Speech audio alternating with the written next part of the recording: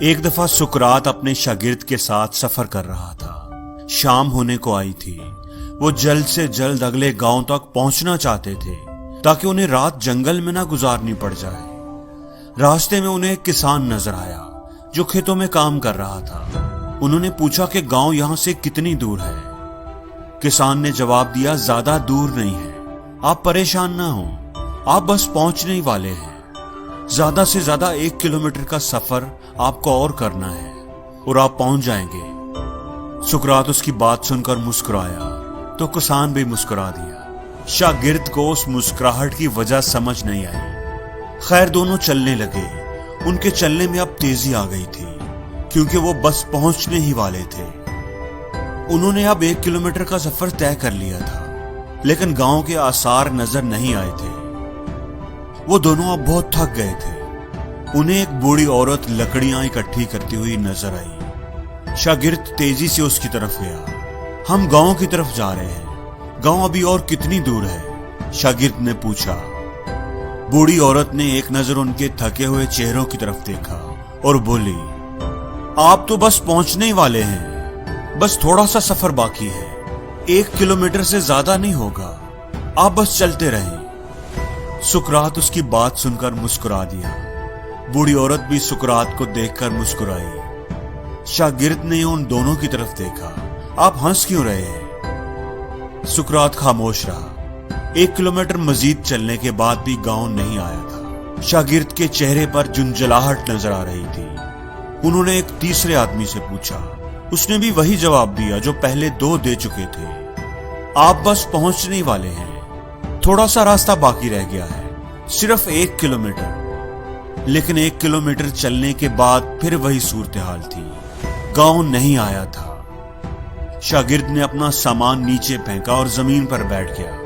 میں اب نہیں چل سکتا، میں تھک گیا ہوں اور مجھے یہ بھی لگ رہا ہے کہ 1 کلومیٹر کا سفر کبھی ختم نہیں ہوگا۔ لیکن آپ مجھے ایک بات بتائیں کہ جب بھی اس کسان نے، اس بوڑھی عورت نے یا اس تیسرے آدمی نے 1 کلومیٹر کہا تھا تو آپ اسے دیکھ کر مسکرائے کیوں تھے؟ اور وہ تینوں بھی جواب میں مسکرائے تھے۔ اس ہنسی کی آخر کیا وجہ تھی جبکہ نہ تو آپ انہیں جانتے تھے اور نہ ہی وہ آپ کو جانتے تھے؟ تو پھر ہنسے کیوں تھے؟ سقراط اس کے پاس بیٹھ گیا اور بولا کہ میں واقعی انہیں نہیں جانتا، لیکن میں ان کی بات سن کر اس لیے مسکرایا کیونکہ وہ بھی وہی کام کر رہے تھے جو کام میں ساری زندگی کرتا آیا ہوں، لوگوں کی ہمت بڑھانے کا، لوگوں کی حوصلہ افزائی کرنے کا، انہیں انکریج کرنے کا۔ آپ بس پہنچنے ہی والے ہو، تھوڑا سا سفر رہ گیا ہے، صرف 1 کلومیٹر، ہمت رکھو، تھوڑی کوشش اور کرو۔ اور لوگ خوش ہو جاتے ہیں، اپنی منزل کی طرف قدم بڑھاتے رہتے ہیں اور ایک وقت آتا ہے کہ وہ پہنچ ہی جاتے ہیں۔ لیکن اگر آپ شروع میں ہی انہیں بتا دو کہ منزل ابھی بہت دور ہے، ابھی 15 کلومیٹر دور ہے، تو ہو سکتا ہے وہ ہمت ہار جائیں، میں نہیں کر سکتا یہ کہہ کر وہ کوشش کرنا، قدم اٹھانا ہی چھوڑ دیں۔ لیکن اگر آپ ان کی ہمت بڑھاتے رہیں گے، تھوڑا سا سفر رہ گیا ہے، بس ہم پہنچنے ہی والے ہیں، تھوڑی کوشش اور کرو، منزل اب قریب ہے، صرف 1 کلومیٹر اور، ایسے کہہ کر وہ 20 کلومیٹر کا بھی سفر طے کر لیں گے۔